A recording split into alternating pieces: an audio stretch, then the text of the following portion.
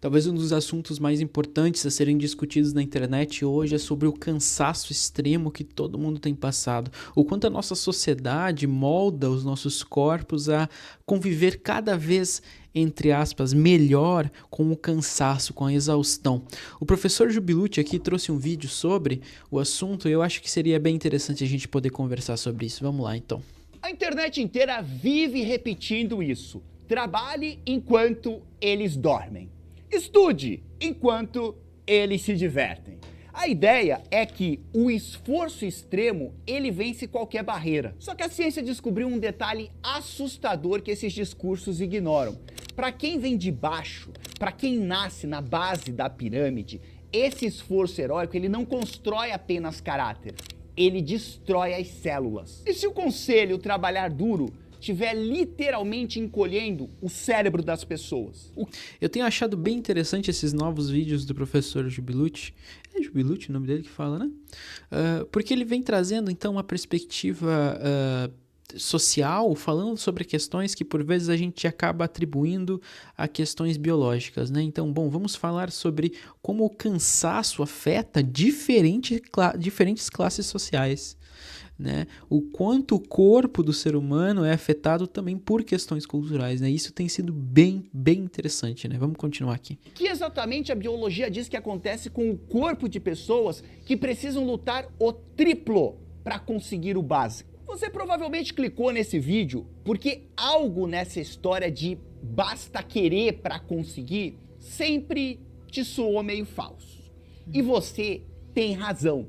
Não é uma questão de inveja ou falta de ambição, é uma questão de contabilidade do corpo humano. Basicamente porque a gente vive num país que exige desempenho de primeiro mundo de organismos que estão operando em modo de sobrevivência. Quando a gente olha para a base da sociedade, os estudantes de escola pública que cruzam a cidade, os entregadores de aplicativo, os caixas de supermercado, nós não estamos olhando apenas para um problema social. Nós estamos olhando para um ecossistema que extrai energia metabólica das pessoas. A desigualdade extrema, ela não distribui apenas o dinheiro de forma injusta.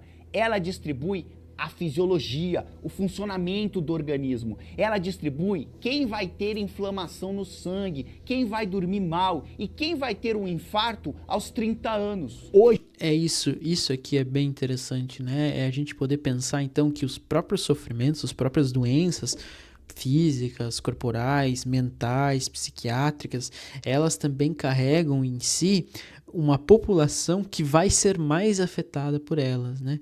Então, doenças cardiovasculares, doenças como obesidade, doenças como burnout, depressão, ansiedade, enfim, existem determinadas populações, determinados segmentos populacionais que vão ser mais ou menos afetados por elas. Vão ter a probabilidade, então, de desenvolver tal doença ou deixar de desenvolvê-la, né? A gente vai levantar o capô dessa máquina. Nós vamos ver como a sociedade converte o estresse em doença. Porque enquanto a gente continuar discutindo a pobreza como se o corpo humano não existisse, a gente vai continuar errando o diagnóstico. E assim, para você entender como o sistema hackeia o corpo das pessoas, a gente precisa olhar para a linha do tempo. Porque no passado, o Brasil foi construído em cima da lógica da casa grande e da senzala. Uma estrutura focada em extrair o máximo de trabalho através da violência e do controle total sobre a vida dos mais pobres. Nos dias de hoje, a chibata sumiu, ou até podemos dizer que ela mudou de forma. Só que o ambiente de ameaça ele continuou. A insegurança, a falta de grana e o transporte precário mantêm as pessoas no mesmo estado de alerta fisiológico. E o futuro? O futuro é o colapso físico de uma geração inteira que foi convencida de que a exaustão era o único caminho para vencer. A regra central que eu quero que você entenda é que quando a sociedade exige esforço extremo em um ambiente cheio de ameaças e sem proteção, o corpo dessas pessoas reage com um banho constante de hormônios do estresse. Estamos falando de pessoas que são obrigadas a performar no seu limite absoluto, enquanto sobrevivem à falta crônica de saneamento básico, ao esgoto a céu aberto na porta de casa, à violência territorial que pode tirar uma vida no caminho para o trabalho e ao desespero da insegurança alimentar. Essas estruturas, elas não são apenas problemas sociais aleatórios. Juntas, elas constroem um verdadeiro sistema moedor de seres humanos. A biologia, ela entra em colapso e o padrão, ele se repete. O sistema ganha lucro com a exaustão e as pessoas pagam com o envelhecimento precoce. É por isso que o conselho trabalhar enquanto os outros dormem, ele é extremamente tóxico. Ele ignora que o corpo humano, ele vai cobrar juros. Essa tal da resiliência, ela é romântica nos livros de autoajuda, mas ela é biologicamente corrosiva na vida real. Acho que todo mundo já ouviu alguém dizer que as pessoas mais pobres, elas vão mal na escola porque elas não têm foco, ou porque a cultura delas não valoriza o estudo. Só que a biologia, ela discorda disso. A pesquisadora Nandi Mandi, de Harvard, ela foi até a Índia estudar agricultores de cana-de-açúcar. E basicamente o que ela fez foi aplicar testes de inteligência nos mesmos agricultores em dois momentos diferentes. Antes da colheita, quando eles estavam pobres e cheios de dívidas, e depois da colheita, quando eles tinham dinheiro no bolso. Eram as mesmas pessoas, com a mesma genética e no mesmo lugar. E você sabe o que ela encontrou? Antes da colheita, a preocupação com a falta de dinheiro, ela consumia tanta energia mental dessas pessoas que o desempenho delas despencava o equivalente a 13 pontos de QI. Claro, eu tenho algumas críticas por exemplo, ao processo de análise pelo QI, né? Então é o coeficiente intelectual, né? É um teste que tem as suas falhas, mas acho sim que é bem interessante poder trazer isso, né? Achei importante pausar agora, né? Como ele trouxe esse dado, né? Da queda, então, dessa pontuação, né? Que como vocês conseguem ver. E isso parece óbvio, mas tem que ser dito, né? Então, um ambiente onde o sujeito tem insegurança alimentar, insegurança financeira, insegurança em questões de vida, né? Então, insegurança patrimonial, enfim, todas essas questões, o corpo dele, então o cérebro dele, a maneira como ele vai se comportar vai ser sempre num estado de alerta constante, né? Essa pessoa vai estar sempre estressada, né? Sempre estressada. E óbvio, durante a nossa vida nós temos períodos de estresse, né? Temos períodos em que nós vamos ter mais trabalho, ter mais estressados e tal, né? E uma vida normal passa por isso, né? Eventualmente nós temos problemas, né? Mas quando a gente pensa que isso começa a ser um problema crônico, quando o estado de estresse dos sujeitos, ele já é o padrão. O que a gente consideraria um estado de estresse se tornou o estado padrão desses sujeitos, né?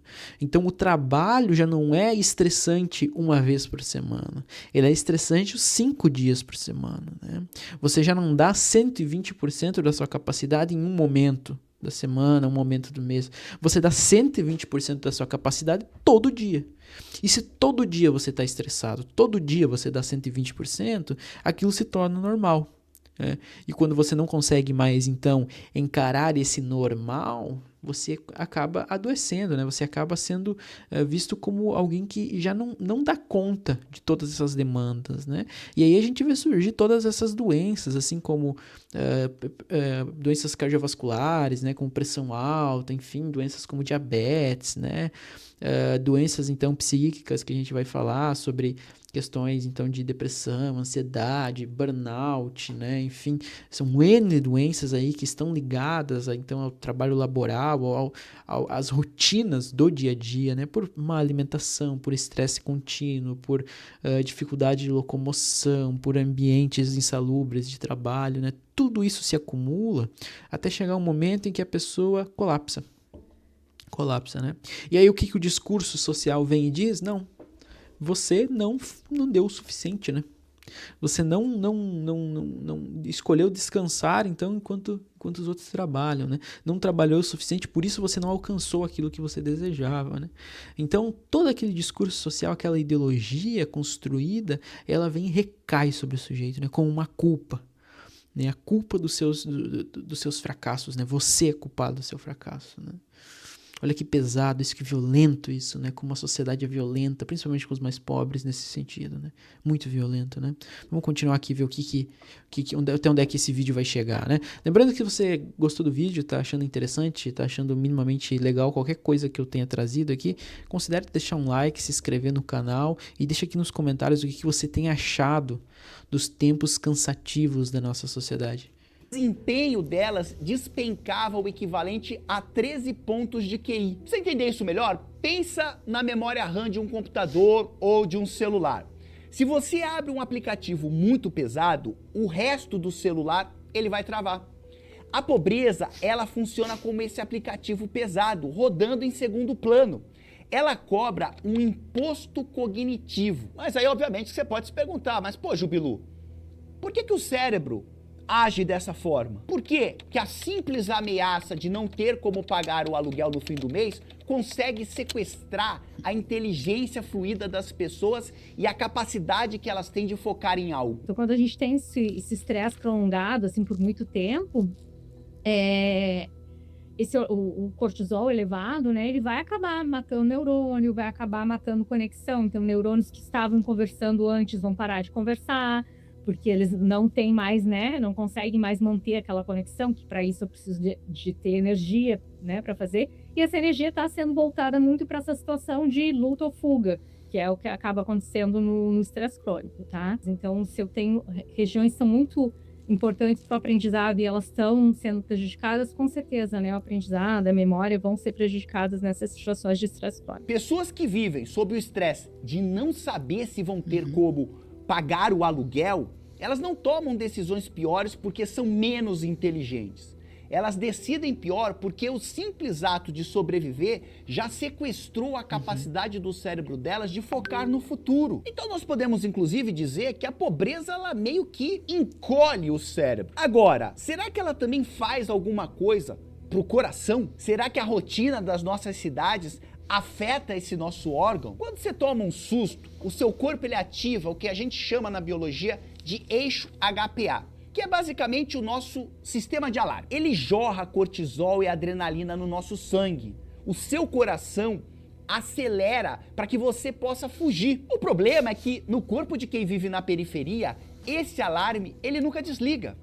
Esse conceito ele é dado inclusive pelo neurobiólogo Robert Sapolsky no livro Why Zebras Don't Get Ulcers, ou seja, por que as zebras não têm úlceras? Ele explica que enquanto um animal na selva desliga o estresse assim que foge do predador, o ser humano pobre vive com ameaças invisíveis o tempo todo, mantendo esse alarme biológico ligado ininterruptamente. Inclusive, os cientistas foram medir a variabilidade da frequência cardíaca de trabalhadores que passavam mais de 90 minutos no transporte público todo dia. Algo absolutamente comum nas grandes cidades brasileiras, como São Paulo e Rio de Janeiro. A descoberta foi assustadora. O nosso corpo, ele tem um sistema chamado freio vagal, que serve basicamente para desacelerar o coração e avisar que o perigo passou. Nas pessoas que enfrentam essa rotina exaustiva, o freio vagal ele estava quebrado. O patrão ele pode até liberar às 18 horas, mas o sistema nervoso da pessoa não entende que o expediente acabou. Então,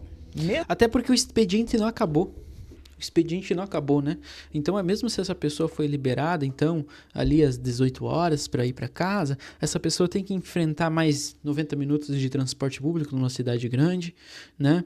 Ela tem que enfrentar deslocamento até ela chegar em casa. Quando ela chega em casa, então, ela tem os afazeres domésticos para ela fazer, ela tem filhos para cuidar, para dar atenção, uma casa para organizar. Fora quando esse trabalho não continua de casa, né? Quando o WhatsApp não para de tocar Quando você chega em casa com demandas do trabalho, quando os e-mails não param de chegar, quando o chefe tá lá mandando, então às 8 da noite, amanhã não esquece de fazer tal coisa, né? Quando a pessoa tá pensando, não, tal hora tem que fazer isso aqui, tal hora tem que fazer isso aqui, aquilo lá. Então, mesmo a gente dizendo que as pessoas trabalham, então, trabalham 9 horas por dia, 8 horas por dia, mais o horário de intervalo, esse trabalho não necessariamente termina. Com a facilitação, então, da tecnologia, isso aqui, o trabalho se tornou cada vez mais fácil de se levar para qualquer lugar, né? Qualquer lugar. Só que se fica mais fácil você levar o seu trabalho para qualquer lugar, então você pode trabalhar a qualquer momento, né? Em qualquer lugar também, né? Então, no momento em que você não responde o seu chefe lá, bom, isso aí fica pesando para você. E mesmo que você diga assim, bom, não vou olhar a mensagem, amanhã eu respondo. Isso aqui já tomou parte da sua rotina, né? Isso aqui já fica reverberando aquilo na tua cabeça, né? Então a questão é a seguinte, essa ideia de que o trabalho termina hoje, termina quando você sai da empresa, ela morreu. Ela morreu, principalmente com a evolução dos smartphones, assim, ela acabou, não existe mais essa ideia de que o trabalho termina quando você sai da empresa. O trabalho está acontecendo o tempo inteiro. Né? Porque o tempo inteiro você pode estar, enfim, apto a trabalhar, né? Isso para quem trabalha em home office, então, né? A gente sabe como foi a pandemia, né? Bom, você trabalhava de casa tantas horas, né? Mas o trabalho nunca terminava naquelas horas, né? Ele sempre se estendia, né? Na verdade, se tornava uma rotina de trabalho desde que você acorda até você dormir, né? Porque a vida se misturou com o trabalho, né? E eu acho que desde a pandemia isso acabou se tornando o novo normal, digamos assim. É o novo normal do que as empresas esperam dos trabalhadores, né? Deitado em casa, o coração dessa pessoa continuava operando em estado de alerta máximo, um ataque cardíaco invisível. E no Brasil, os dados dão um tapaço na nossa cara. Um estudo da USP mostrou que enfermeiras brasileiras submetidas a dupla jornada de trabalho apresentam 80% a mais de cortisol no sangue do que o normal. O corpo delas está lutando uma guerra química interna todos os dias. Inclusive, o neurocientista Bruce McEwen deu um nome preciso para o resultado dessa guerra sistêmica: carga alostática. O que esse nome feio quer dizer? Carga alostática é o desgaste profundo que o corpo sofre quando os seus sistemas de alarme e proteção são ativados cronicamente pela adversidade e não conseguem mais desligar. E o McEwen, ele usa uma analogia perfeita para explicar isso. Imagine 2 lutadores de sumô em cima de uma gangorra. A gangorra, ela pode até parecer equilibrada e parada, mas a madeira está sob uma pressão tão colossal que a qualquer momento ela vai estourar e quebrar. Então, o corpo da pessoa tentando manter a rotina e sobreviver às ameaças da periferia e do dia a dia urbano é essa gangorra. A carga alostática é o peso invisível que destrói os órgãos dessa pessoa, o sistema imunológico dela e o metabolismo dia após dia. O RH da empresa dá uma caneca e um broche, funcionário do ano, ou melhor, funcionária resiliente. Só que a biologia dessa pessoa dá uma parede arterial inflamada. É um ótimo negócio para quem não é a pessoa que está sofrendo isso. Mas obviamente que tem gente que diz: ai, tudo bem, a vida é dura pro pobre, mas aquele jovem que não desiste, que estuda de madrugada, que enfrenta tudo de frente, esse jovem, ele vence na vida e vai sair dessa estatística. Pior que não.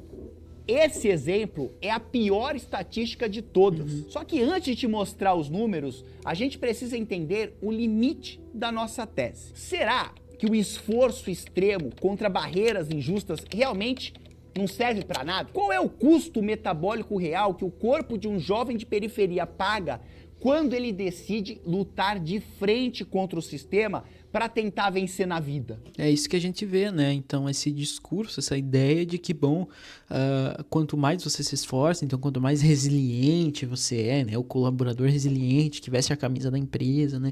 Quanto mais você consegue fazer isso, maiores são as suas chances, então, de sair dessa situação, né? Mas eu acho esse discurso muito violento, né? Violento, porque o brasileiro trabalha pra caralho.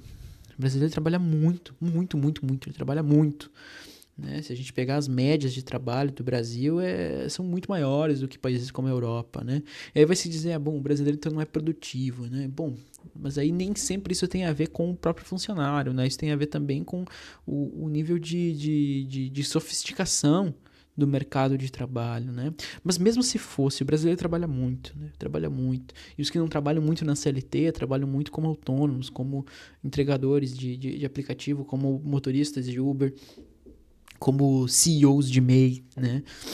Então, o brasileiro trabalha muito, muito, muito. E se vende, então, esse discurso meritocrata, né? De que se você se esforçar, você vai sair daqui. Se você se esforçar, você vai chegar lá naquele lugar, né? E o que a gente vê não é isso, né? O que a gente vê é que se você se esforça muito, muito mesmo, é muito provável que você vai ficar doente, né? Você não vai chegar onde você queria e a sua saúde vai se desfazer, vai se esvair, né? O que é muito triste, né? Porque, assim, claro que existe mérito próprio no teu esforço, né? É bom se você se esforça em alguma coisa, eventualmente você vai ter algum resultado melhor, né? Se você chegou em algum lugar, eventualmente foi por conta do seu esforço também, né? Se você não se esforça para nada, é muito difícil que você consiga alguma coisa. Agora, não existe essa ideia de uma sociedade meritocrática, de que tudo na sociedade é movido pelo esforço individual. Não existe isso, não existe isso. Existe, sim, em alguma porcentagem, né, o esforço próprio, como o sujeito vai se dedicar, vai fazer aquilo, tentar acontecer e tal, né, enfim, o esforço individual. Mas isso não é algo sistêmico. A sociedade não funciona assim, não funciona, né? E todos os dados mostram isso, né? E é até como é que eu vou dizer assim, é canalha tu chegar para um trabalhador e dizer assim, se você não conseguiu é porque você não se esforçou. Você não se esforçou. Você olha pro cara que trabalha lá na obra, assim, ó, 8, 9, 10 horas por dia, cara, carregando tijolo, cavando buraco, entendeu? Cuidando de criança na escola, as professoras, né? O cara dando tudo de si no trabalho, né? E tu chega pra ele e diz assim, ó, tu não conseguiu porque tu não se esforçou o suficiente, tem que se esforçado mais. Isso é de uma baixeza, esse discurso, assim, né? Que é triste, né? É baixo você falar isso para um trabalhador, né? Que é esfolado todo dia no Brasil com salários baixíssimos, né? Então, mas se vende a ideologia, né? A ideologia de que a sociedade é meritocrática. Então, se o fulaninho lá, entre 1 milhão, que conseguiu eventualmente, por esforço e mérito próprio, mudar de realidade, se vende aquilo como a regra. Todo mundo que fizer o que ele faz vai conseguir. E não é verdade, todo mundo aqui sabe disso. Então, existe um limite para que as pessoas consigam realizar suas atividades adequadamente de acordo com o descanso que elas tiverem. Muitas vezes, esses limites do organismo, eles não são respeitados. Esses limites de quando as pessoas realizam as suas atividades, quando elas descansam, eles, quando não respeitados, eles podem gerar o que a gente chama de estresse. Estresse, o que é? É um desgaste acumulado e repetido. É o desgaste do organismo que está sendo exigido mais do que, de fato, ele pode cumprir, ele pode realizar. E aí a gente vem falar também dessa questão da carga alostática. O que é essa carga alostática? É o quanto de desgaste eu acumulei. O que acontece quando as pessoas estão recebendo essa carga e acumulando essa carga de trabalho, de falta de lazer, de falta de descanso, repetidamente, é que elas têm um nível de cortisol permanentemente ou muito tempo elevado.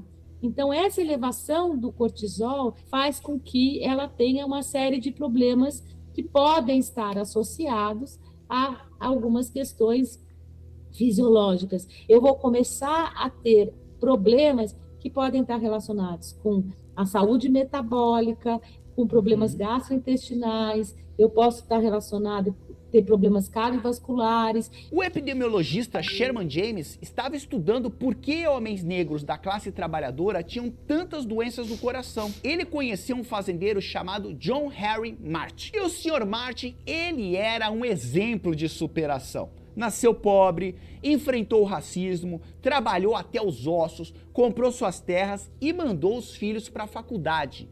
um verdadeiro herói da meritocracia. Mas o Dr. Sherman James olhou para o prontuário médico do Sr. Martin. Para conseguir aquele sucesso, o fazendeiro desenvolveu hipertensão grave, artrite incapacitante e teve que arrancar 40% do próprio estômago por causa de úlceras severas. A força de vontade dele realmente venceu o sistema. O Dr. Sherman chamou isso de John Heroism, ou seja, o esforço extremo para vencer barreiras injustas. E quando a ciência foi medir isso em larga escala, encontrou o terror. Jovens negros e pobres que usaram extrema resiliência e esforço para ter sucesso acadêmico e chegar à faculdade foram acompanhados até os 25 anos de idade. E aí, aos 25 anos, 27% deles já tinha síndrome metabólica. Pressão alta, pré-diabetes, gordura visceral. Entre os jovens ricos que fizeram o mesmo esforço que esses negros, só 9,6% tinham algum problema. Ou seja, o triplo de chance de adoecer para os mais pobres. A meritocracia, ela não somente como ela destrói aquelas pessoas que mais acreditam nela. A gente passou a vida inteira ouvindo que a doença é um problema de escolha pessoal. Se você infarta cedo, é porque você comeu errado. Se você tem diabetes, é porque não foi pra academia. Essa é a grande lavagem cerebral que a nossa sociedade fez para esconder a injustiça estrutural. Mas a biologia molecular finalmente revelou a engrenagem oculta de como a cidade e a desigualdade afetam o coração e a expectativa de vida das pessoas. Claro, porque se a pessoa já está numa condição de pobreza, já está numa condição em que ela tem menos acesso a recursos financeiros, ela provavelmente terá um trabalho mais cansativo, um trabalho que é mais braçal ou mais estressante, né? Consequentemente, ela receberá menos por isso, porque esses trabalhos tendem a ter remunerações mais baixas que os outros. Recebendo menos, ela terá que trabalhar mais para poder ter uma renda que minimamente que faça o teu que ela consiga se sustentar então com essa renda, né? Às vezes vai ter que ter um segundo trabalho, um bico, alguma coisa assim. Logo, ela não consegue se alimentar bem, porque ela não tem dinheiro para comer. Ela começa a se alimentar de ultraprocessado, né, de açúcar, de sódio alto, grandes quantidades de carboidrato refinado, né, baixas quantidades de proteína. Não tem tempo para fazer academia, fazer exercício. Às vezes não tem tempo nem para ver o sol, né? Sai de casa antes do sol nascer, volta para casa antes do sol, depois que o sol se põe, né? Por conta da rotina de trabalho árdua, ela não vai ter tempo para ter relações sociais direito, talvez ela não vai conseguir ter um relacionamento saudável, ela não vai conseguir ter relações de amizade, ela não vai conseguir ter relações familiares concretas, né, por essa dificuldade de se encontrar. Então veja, uma questão que parece totalmente desligada das questões biológicas e psicológicas, né, em primeiro momento, né, que é a baixa remuneração. Olha todas as situações que ela gera na vida de um sujeito. E aqui a gente não está falando de uma semana desse jeito, um mês desse jeito, quiçá um ano desse jeito. A gente está falando de uma vida inteira. Uma pessoa que trabalha e não sabe se vai ter o suficiente para comer no final do dia. Essa é a grande questão. Essa é a grande questão, né?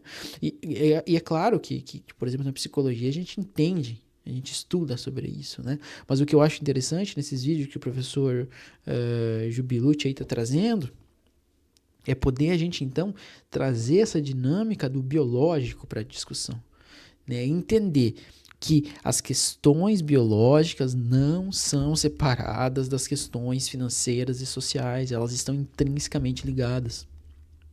E aí eu, enquanto psicólogo, que vou lá atender no postinho, vou receber uma senhora que reclama de úlcera, que chegou por gastrite grave, né, pro psicólogo. Aí eu começo a falar com a pessoa e eu começo a perceber que ela tem essa rotina de vida. Que o ambiente em que ela vive é tão estressor que a vida cotidiana dela é um estresse. Fora todas as questões psicológicas que ela pode carregar da vida dela, né? Então isso que é muito importante, é isso que eu queria colocar e eu resolvi reagir a esse vídeo, né? Sobre que, bom, a gente está dizendo que a pobreza, então, ela viabiliza a possibilidade de você ter ou não uma qualidade de saúde, né? É óbvio que terão pessoas nessas condições que terão melhores questões de saúde, né? Por questões genéticas ou até por questões comportamentais, né? De vida, né? Mas, no geral, estatisticamente pensando, que é o que eu gosto de falar sempre aqui, pensando em grandes grupos, né? Grandes populações, a chance desses sujeitos terem, então, mais problemas cardiovasculares, de digestivos, de psicológicos, enfim, são mais elevadas. Né? Vamos continuar aqui com o vídeo.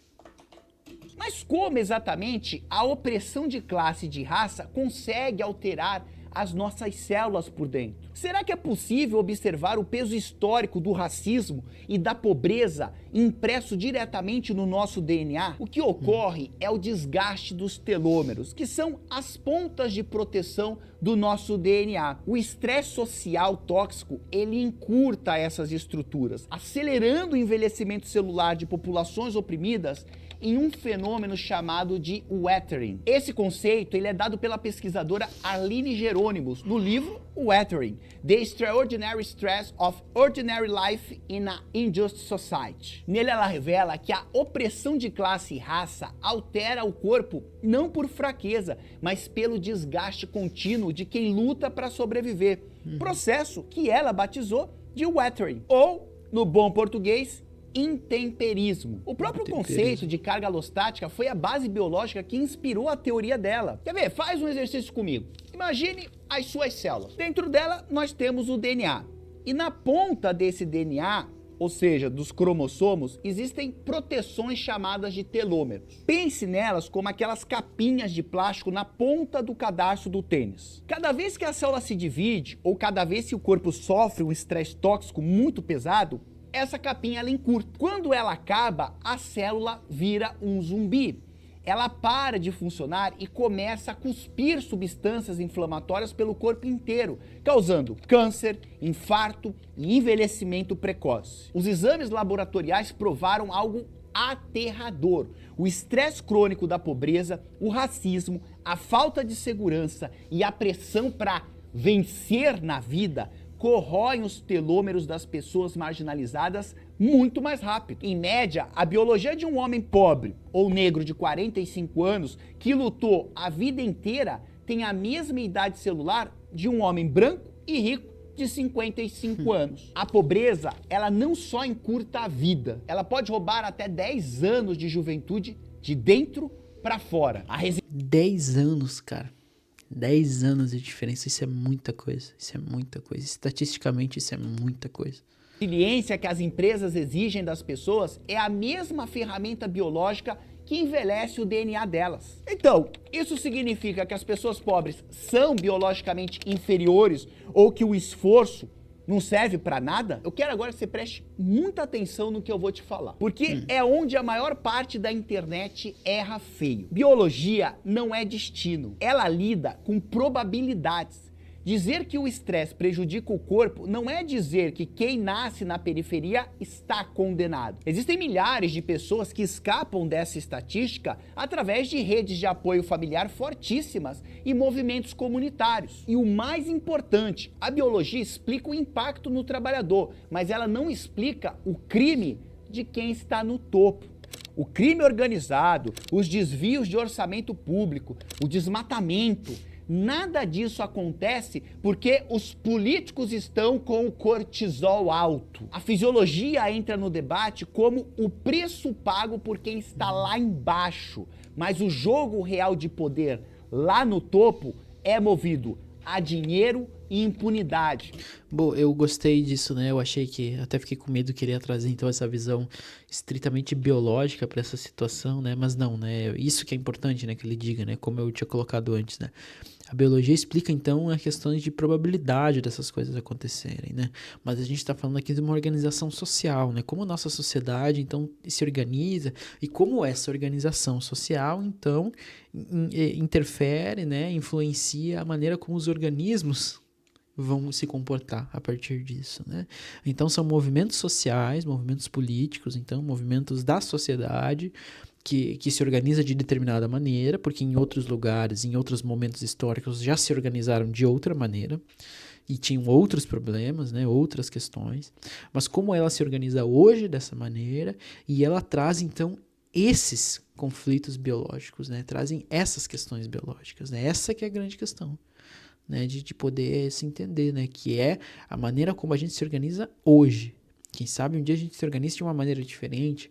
Outros problemas podem surgir, sim, outros problemas podem surgir, mas talvez a gente sane esses, né? Ou pelo menos diminua, controle, apazigue, né?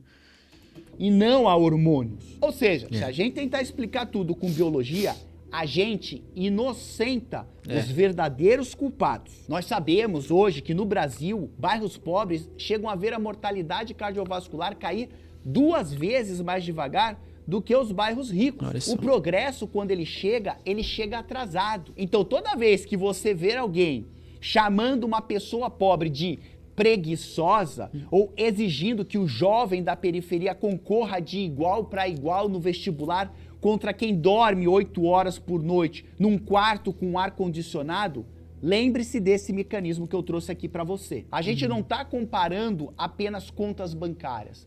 Nós estamos comparando sistemas nervosos que operam em frequências completamente diferentes. Cobrar civilidade e produtividade de quem a sociedade obriga a viver em um sistema moedor, em modo de sobrevivência, não é análise social, é sadismo. Se as regras do jogo não mudarem, se as cidades não oferecerem proteção e segurança, exigir resiliência será apenas uma forma sofisticada de pedir que as pessoas morram mais cedo, em silêncio e, de preferência, sem incomodar ninguém, por favor. E assim, responde pra mim aqui, só nós dois. Quem de verdade tá lucrando com a exaustão diária das pessoas? É porque no final se individualiza um problema coletivo, um problema organizacional, né? Então, com esse discurso de meritocracia, você individualiza esse problema, né? E transfere toda essa culpa, toda essa responsabilidade para o indivíduo. Se você não deu certo, se você ficou doente, né? Ou que custo você fez para dar certo, né? Isso aí é problema seu. Eu não tenho nada a ver com isso, né? Eu não tenho nada a ver com isso. Então, você tira essa dinâmica então, social e coletiva, né, para culpabilizar o sujeito, né? O que para mim é muito pior, é muito mais difícil, é muito mais traz muito mais consequências, né, para esses sujeitos, né? Porque a gente é imerso nessa ideologia, né? A gente cresce, nasce e se desenvolve, né, ouvindo que para ser alguém a gente tem que ter coisas, a gente tem que chegar em tal lugar pra gente ser reconhecido como uma pessoa, né? Tem que ter tal tênis, tal roupa, tal casa, viajar para tal lugar, consumir tais questões, né? E a gente fica nessa corrida da vida toda atrás disso, né? Mas chega um momento em que o corpo não dá conta, né? O corpo não dá conta. Às vezes a gente até acha aqui na cabeça que conseguiria ir mais longe, né? Mas o corpo mesmo, ele não dá conta, né? Ele manda sinais, né? Manda recados, né? Deixa a sua opinião aqui embaixo. E se esse vídeo explodiu... Eu acho que é o suficiente, né? Por isso acho que a gente conseguiu, então, abordar uma questão. Eu até achei que o vídeo ia ser diferente, mas eu achei interessante, né? Abordar essa questão, então, de como a pobreza, né? Como as situações de exploração conseguem afetar biologicamente aqui, né? O que o professor veio trazer para nós, né? Biologicamente os sujeitos, né? E poder pensar, então, nessa dimensão coletiva de como esses discursos, né? Então, eles influenciam a maneira como os sujeitos se portam, né? A maneira como os sujeitos sofrem e adoecem na sociedade, né? Bom, enfim, se você gostou desse vídeo, se você achou minimamente interessante qualquer coisa que eu tenha dito aqui, considere deixar um like, se inscrever no canal, isso ajuda muito aqui a gente poder espalhar um pouco mais essas reflexões que eu tenho trazido. E deixa aqui nos comentários o que você pensa sobre isso, se você já chegou ao limite do seu corpo, né? E como foi para você chegar nessa situação, tá bom? No mais, fico à disposição caso eventualmente você deseje, você gostaria de poder, enfim, iniciar um processo terapêutico, um processo de análise. Eu deixei aqui na descrição do vídeo o link para o meu site, onde você pode ter mais informações sobre o meu trabalho e as maneiras que você pode entrar em contato comigo, tá bom? Acho que por hoje é isso. Valeu, falou e até mais.